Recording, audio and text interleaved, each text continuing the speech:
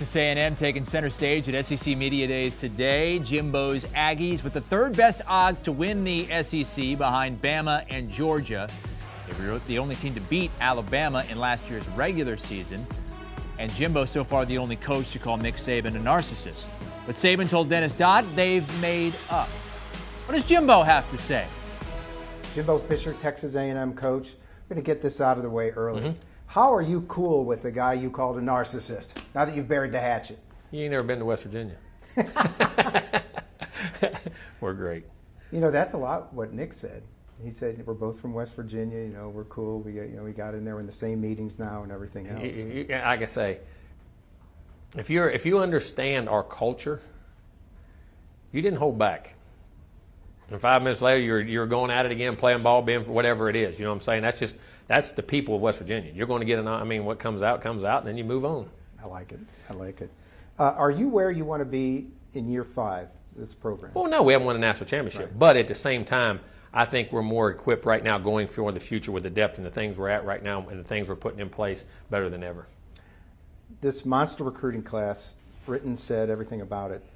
How many of these guys have to play this year? How many do you want to play? Do they have to all come on together? Well, no, I mean, they don't have to play because we have other good players and some other guys. But some will. It's inevitable. They're going to be doing it. And some will get more and and that's what I think, that's the fine line of coaching, making sure you walk that fine line with them. But I think always being honest. And kids know when they're ready to play and what goes on. So, but kids they're good ones. If you don't start playing them now, they're going to leave in 3 years anyway, so you got to get them on the field as quick as you can. But they have to earn it. It has to be something they earn, and we have other good players, so the competition will find out. How much you all have to recruit every coach? How much do you like it? I love to recruit. I really do. Sometimes it gets frustrating in the rules and things, just like it did before. I mean, everybody says NIL is frustrating, but it was inevitable that people that didn't do things honestly the old recruiting way, that you'd have a guy and all of a sudden 2 days he calls up and says, hey, this team wasn't in it, and all of a sudden they go somewhere else. So that's all part of it. I mean, now hopefully you can get. I want everything to be fair and everything to be unified, but is anything ever? Right. You're the first Saban assistant to beat him. Obviously, a great career mark.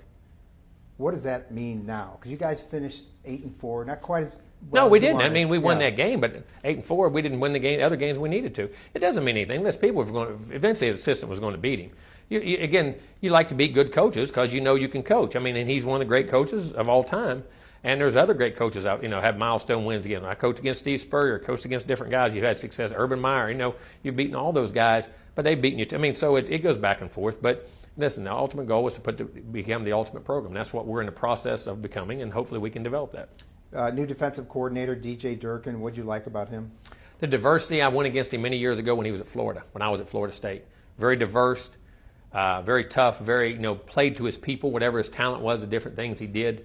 I think he's an excellent defensive mind and a true football coach, an old school football coach. You've got options at quarterback. This is going to be one of the most, high-profile battles in the country. How do you see it playing out? I don't know. I mean, I really don't, because I think you got 3 guys. You got a freshman who I think was the best one in the country. I think you got Haynes King, who would have had a tremendous year if he hadn't got hurt. And I think you got Max Johnson, who threw for 2,800 yards, 27 touchdowns, 6 picks, and 60%. So that production through the roof. So you got 3 quality guys. But also important is we talk about those guys, the guys around them. The offensive line, I think, is going to be much better. We're going to be much better at receiver, I think, with experience and things that go on. And I think we have a dynamic back and some young backs. So that's the thing that's got me excited. And then we've got to develop some tight ends. We talked to Layden Robinson. He seems to be maybe a ringleader of that offensive line. No doubt. Yeah. No doubt. How good is that offensive line with him? I think it's got the things that having a true freshman center and a right tackle last year. Now those guys have got a year under their belt. They're both extremely talented. Layden's talented. Trey Zune on the other side, I think, is very talented. We find the left guard. Moko and some of those guys are developing into that battle. So I think it has a chance to be a big-time offensive line. And I think Steve's done a great job with them. Jimbo Fisher, let's talk some football this season, right? Yes, sir. Thanks so much. Thank you. Jimbo with our Dennis Dodd. A look at the Aggies' schedule this upcoming season. Only 4 true road games, 3 of them coming right in a row to start the month of October with that game at Alabama, October the 8th. The marquee non-conference matchup against Miami in Week 3, but don't sleep on App State. That one will not be easy in Week 2. Do you want a sports network that delivers everything that matters about the game? The highlights, the picks, the instant analysis, no yelling, no fake debates, no politics. Hit the subscribe button and never miss a moment.